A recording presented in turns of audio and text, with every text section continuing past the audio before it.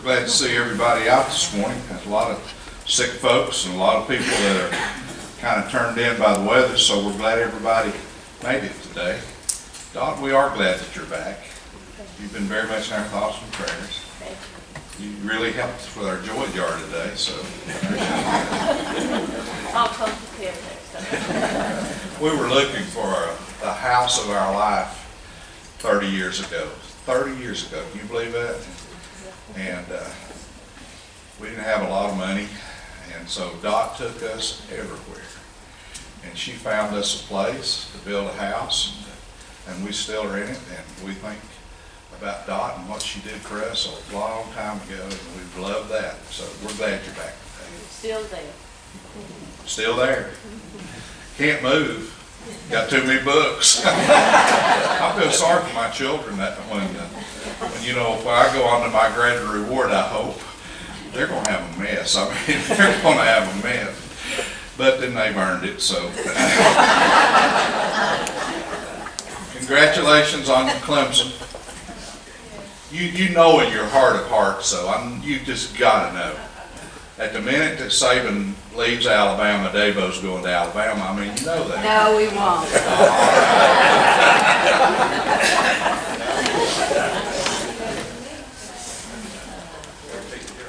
We're glad you got through your wreck.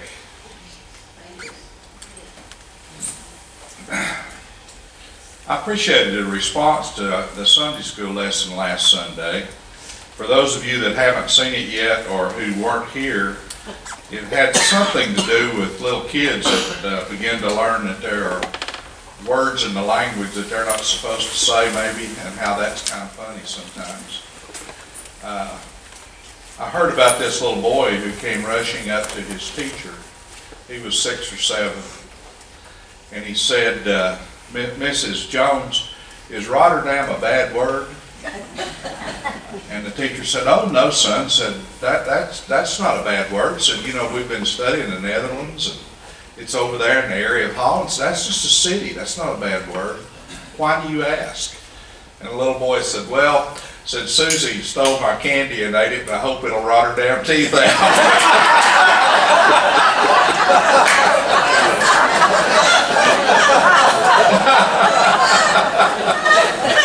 I'm sorry about that, Bishop.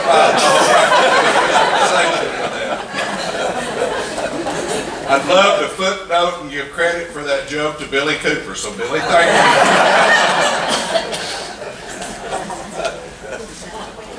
Did you love those? You all are old enough. Bill and Mary aren't, but you all are old enough to remember Art Linkletter. Didn't you love those kids said darkest thing on Art Linkletter? I love those. David Letterman was really good at that. Maybe that's what Jesus meant when he said a little child will lead us. So,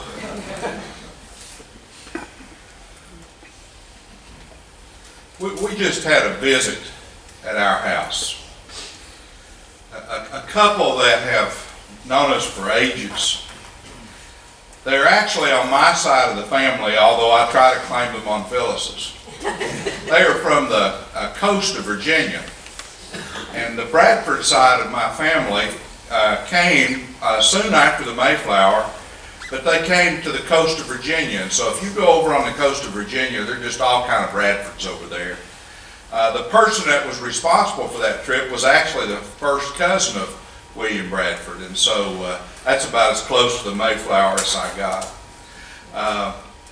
The woman that's in the family who is not a Bradford, who married into the family, she is a really hard to get along with person. Her glass has not made it to half full yet, and I think if it were brimming over, she'd still talk about how it was empty. And so she's all the time finding something she can criticize about. Any of y'all got people like that in your family? And so they came to our house a couple of days after the New Year's. They go to Florida, and they come by every year or so. One time I absolutely told them as they were going out the door, we wish you could stay a couple of more days. And that was a lie, so God got me for that. And turned around, came back in for 2 months. So, anyway, anyway, we thought we'd make things nice, and so we had all of our Christmas stuff everywhere, had the tree and all the lights and everything everywhere. And so we spent a couple of days right after the first of the year getting the house straightened up, and we really did a good job, and we got the tree out, and the tree's laying there on the side of the driveway, and so everything was perfect for these people. And so here they came into a house where they didn't have to trip over leftover Christmas boxes or have any of the paraphernalia of Christmas in their way. That woman hadn't been in our house for 5 minutes until she looked at me and she said, I thought you were Christian. And I said, well, that's kind of what I've tried to be. And she said, and I thought you knew a lot about the Bible and religion. Weren't you one time a teacher? And I said, yeah, and sometimes people do think that I know a few things. And she said, well, why is that Christmas tree laying out in your yard? And I said, well, what do you mean? She said, have you never heard of Epiphany? And I said, well, of course I've heard of Epiphany. And she said, well, you've broken every one of the rules.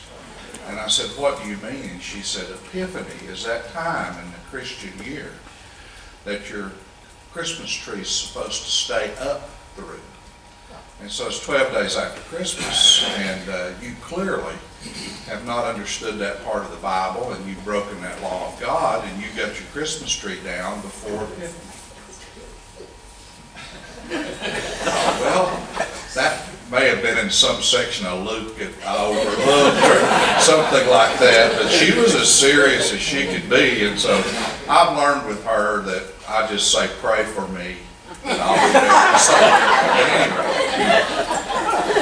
but I got to thinking about that, and I got to thinking, what do you know about Epiphany, and what don't you know about Epiphany?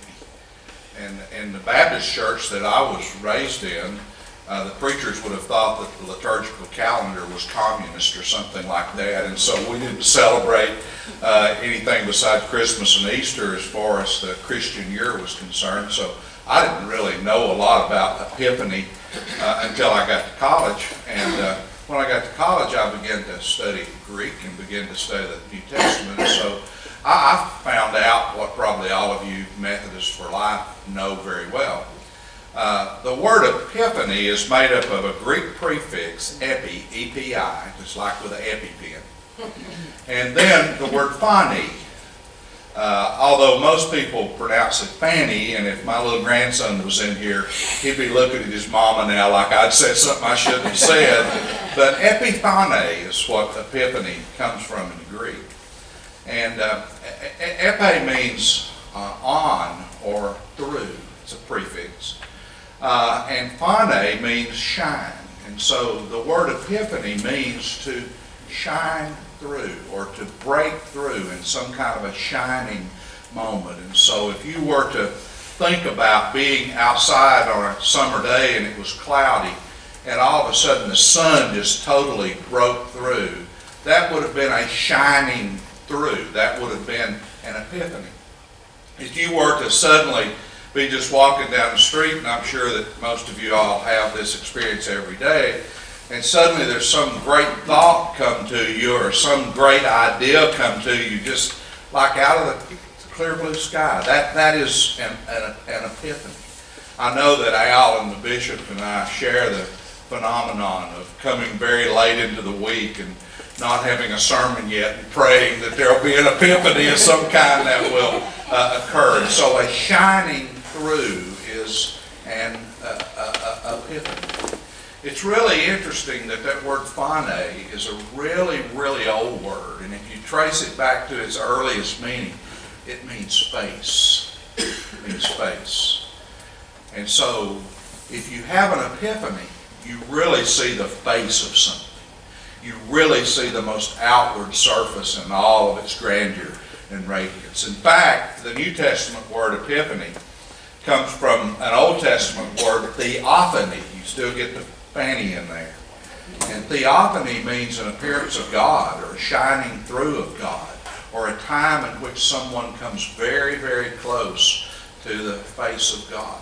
And so You'll be tested on this next week, but now you know what an epiphany is. And it has very little to do with when you take your Christmas tree down. And so if anybody got your Christmas tree down before 12th night, then you're probably going to be pretty good. You're probably going to be okay. All right. But isn't it interesting sometimes how people can find things to fight about? Isn't it interesting sometimes that we can find so many political things to fight about? But isn't it interesting how we can find so many religious things to fight about? And how there have been all kinds of separations that have occurred in churches because people are fighting about usually things that make little or no difference. And so, one of the most fought over kinds of ideas or events in the history of the church has been Epiphany. And what is it that we're actually celebrating when we come to this time of Epiphany?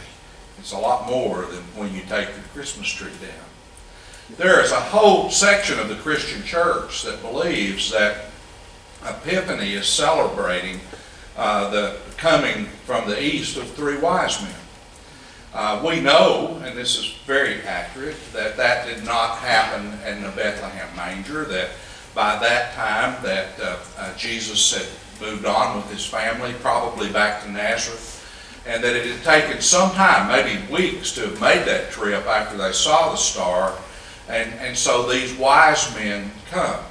We know that story really well. They feel like that it must have something to do with the Jewish kingdom, or it must have something to do with Israel, and so they show up at Herod's and they want to know where this Christ child is. Herod doesn't have an answer for them, but these wise men are very, very perceptive, and these wise men understand that they've said about all they need to say to Herod, and they get back out following the star instead of the king, and they find their way to Jesus. And then I think we understand from the Christmas story, whether they are there in the nativity scenes or not, that they bring gifts to Jesus. And here's what sometimes we don't understand. The only reason that these people would have brought gifts to Jesus is because they recognized that there was very, very something important about Jesus. The only reason that they would have brought gifts to Jesus and laid them there was to show an acknowledgement of the way that they would believe or have respect for him or understand who he was. And so a lot of people in the Christian church celebrate Epiphany as the recognition or the shining through or the revelation of who Jesus was to these magi that come from the east. Now there's a little bit of wrinkle in that I think is very, very important, and it gives credibility to that idea. These people were not Jews. These people were probably just Persians, or these people were probably the precursors of what we would call Muslims today, but they were not Jews. And so at this very early moment in the whole story of Jesus, that you have people who are non-Jews that are recognizing him, or you have people who are non-Jews that have revealed to them in this epiphany exactly who Jesus was. That's a big deal, because Jesus wasn't just going to be a subset of the Jews. He was not just going to be another Jewish prophet. He was not just going to be an extension of the Old Testament. Jesus was a reality that would be for all of the world, much more beyond the confines of Judaism and much more beyond the confines of ancient Israel. And so that's really an interesting thought, that here very, very, very early on, that there is revelation, or there is understanding, or there is insight, or there's epiphany, a light shining through that allowed these wise men from the east to realize that this was the Son of God, that this was Jesus, and in the story that he would be much, much more than just the possession of some kind of Jewish reality. And so there's probably good reason that churches across this world celebrate Epiphany as the time when the three wise men come. But there are other churches that just simply reject that idea. And they say, no, that's wrong, and we're ready to go out here in the field and behind the church and fight you over that. That anybody that's a true Christian and really knows what's going on knows that Epiphany is the time that we celebrate the baptism of Jesus, which we know did not occur until Jesus was about 30 years of age. And so they make a pretty good case for what they have to say too. That here Jesus had been a young man growing up in Nazareth and in a very backcountry part of Palestine. That he had developed a reputation for being a coming-on carpenter, just like his father Joseph had been. And that was pretty much the way that he was understood in his community. The minute he stepped out of that understanding a few years later, his community was ready to almost kill him. They have this moment that they refer to in his story about him being in the temple and being about his father's business, but I'm sure that most of the people in Nazareth had kind of written that off in the sense that he was just 12 or 13 years old, so how much could a 12 or 13-year-old know? But then there comes that moment when he comes out to the Jordan River Valley and John the Baptist, his cousin, is there. And John the Baptist was the famous one. And John the Baptist was everyone that people were listening to. John the Baptist was the one that really counted. And I'll bet you that when Jesus showed up there that he was as lost in the crowd and unrecognized as any of us would be.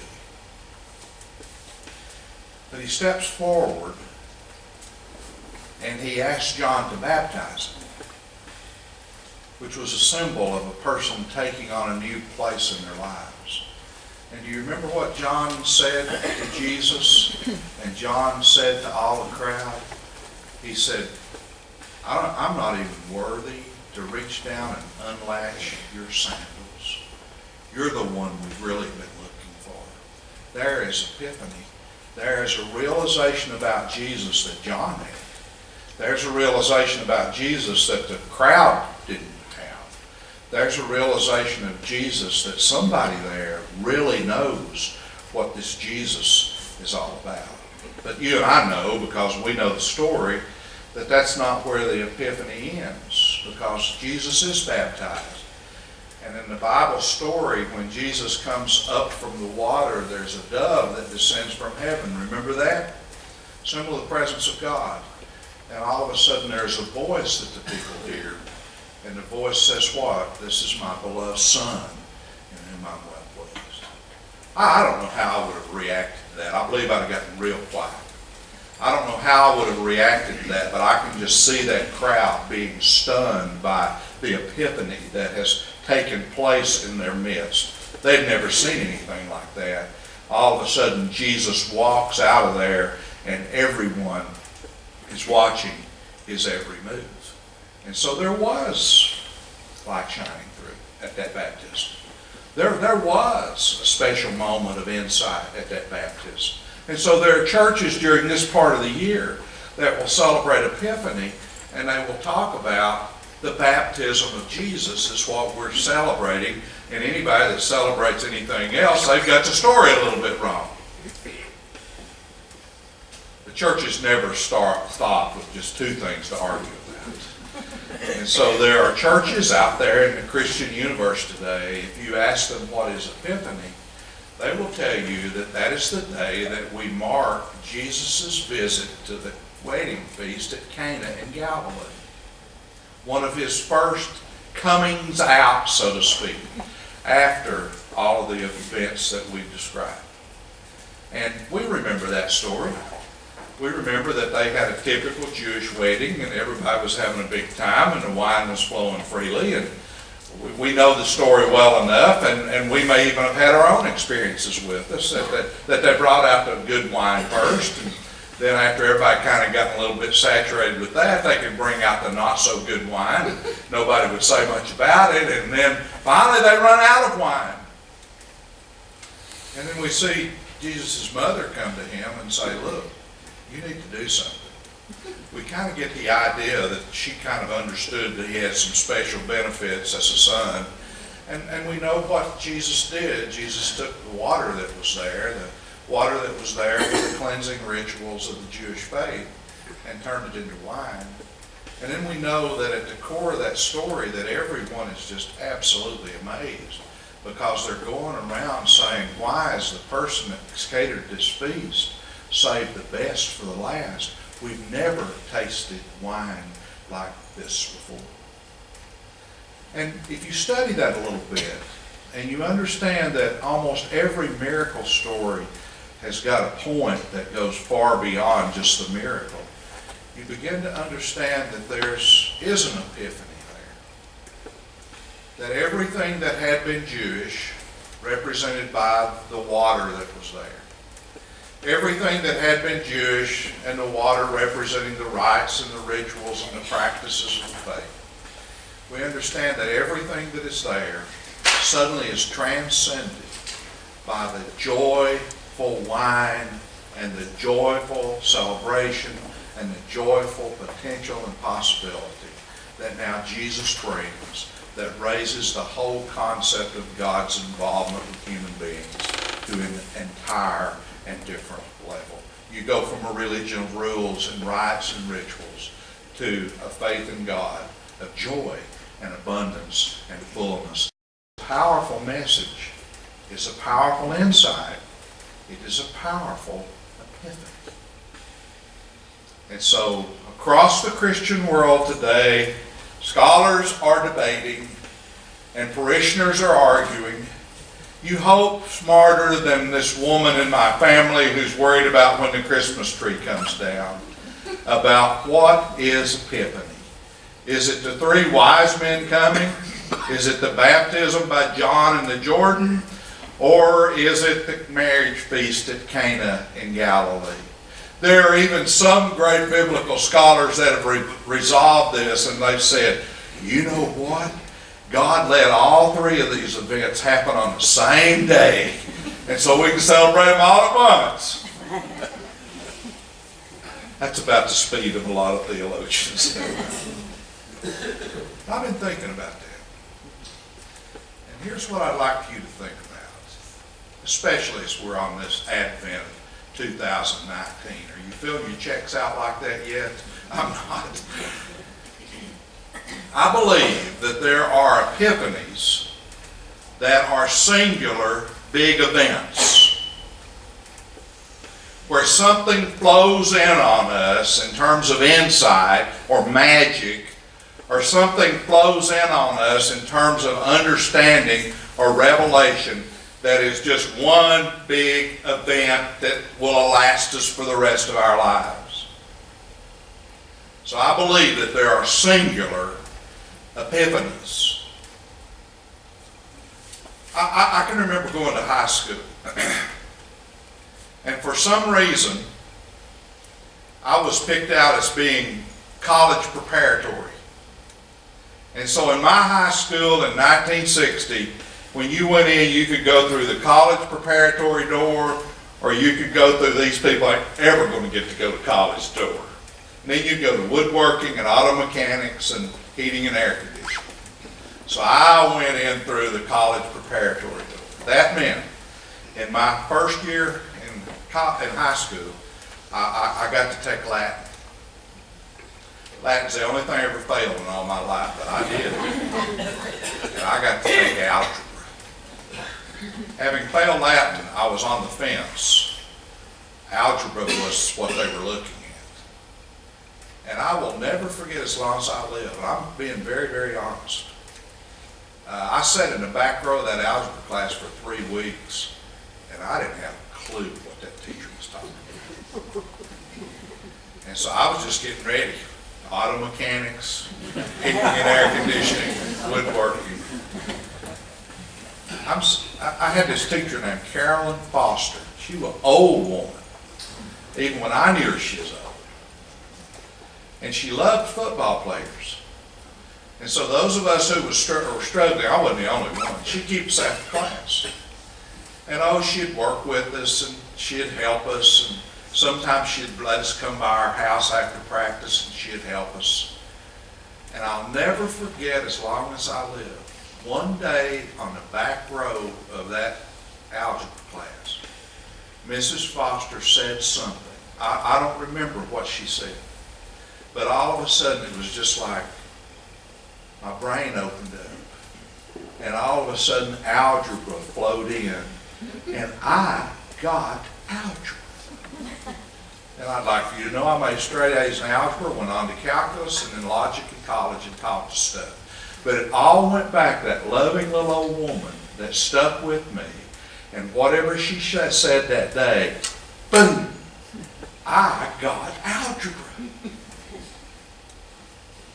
Now that's a once in a lifetime, big deal, singular epiphany. That's algebra. But you know what I've kind of started thinking about, especially in regard to what I've been trying to teach you this morning? I think there are different kinds of epiphanies. I think there are epiphanies that I would call evolving epiphanies, or gathering epiphanies, that kind of come along a little at a time, and that kind of are additional a little at a time. And I'm even thinking that maybe those are some of the most significant ones for us that we can ever experience. And so what if we solved the problem this way? What if we said, at the time that those wise men came, and they recognized that there was something of Jesus beyond just his Jewish roots, there was some degree of epiphany that was occurring. They're getting it to a certain extent. Maybe when Jesus is baptized by John at the Jordan, and John says, there's one coming here now that's greater than anything I've ever done. Maybe there's a next level of epiphany, and they get it a little bit more. And maybe when they get to the marriage feast at Cana in Galilee, and he turns that water into wine, maybe there's a more of an understanding, and they get it a little bit more. And then maybe the whole New Testament story becomes one building block of epiphany after another, until we finally get to that point at Golgotha where that Roman centurion, for God's sake, says, this man is the Son of God.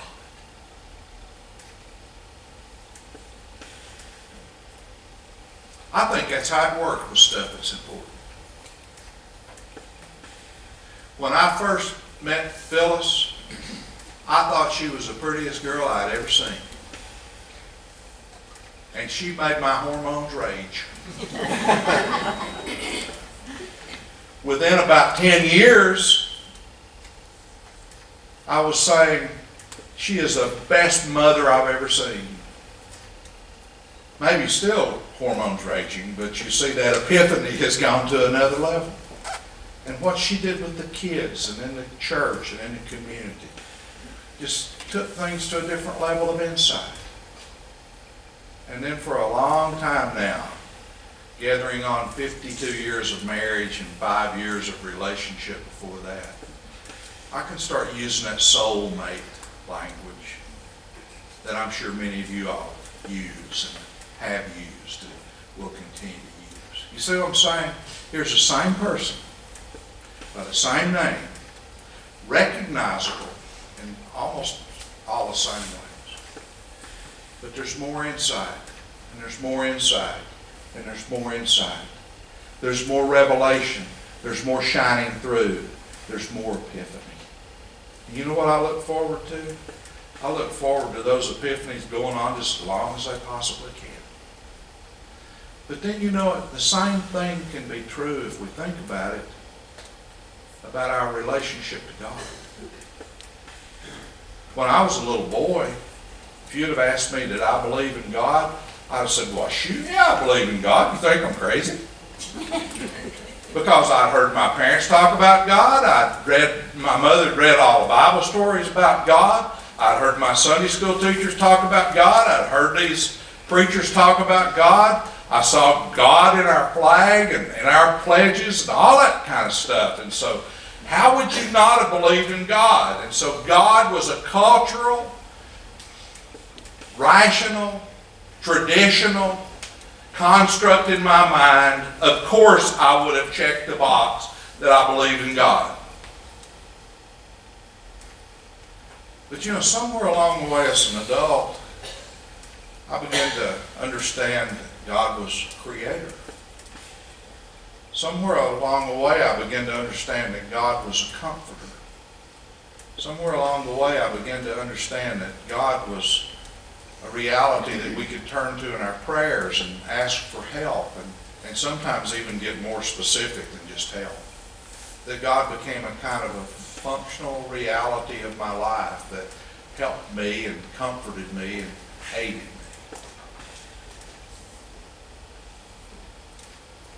But you know, somewhere, I don't know, maybe 15 or 20 years ago, you know what I began to realize?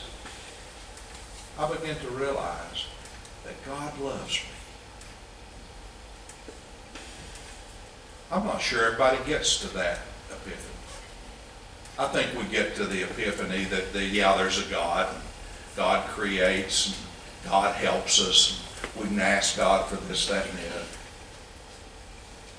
But maybe if we're really lucky, it comes to the place where it settles in on us that God loves us. And that love can sustain us for eternity. See what I'm trying to say? Instead of arguing about what we celebrate at Epiphany, or instead of thinking that we kind of get it when it relates to God in one fell swoop like algebra, maybe what we could really learn is that the understanding of who God is, the understanding of who Jesus is, and maybe even the understanding of who we are,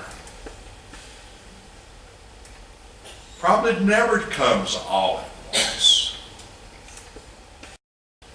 But it comes in stages. It comes in building blocks. It becomes more intimate and more personal and more real. And I'm just wondering,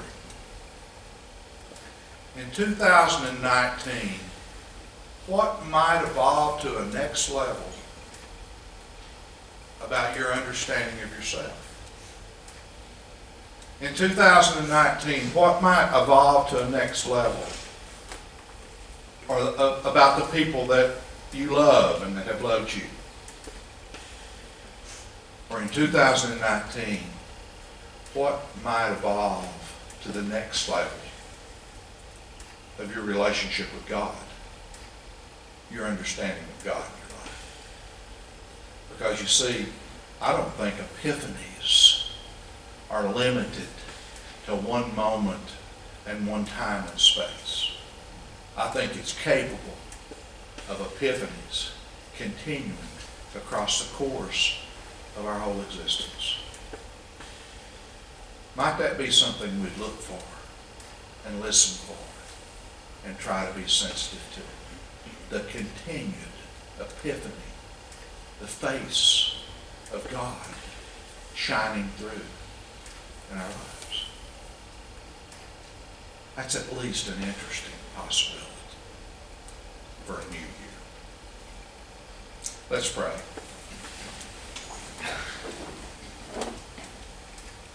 We're thankful, our Father, for all those times in our life when we've had a growing, maturing, improving, progressing understanding of almost anything, of ourselves, of the people that are around us that we care about, where we can have a greater appreciation and understanding.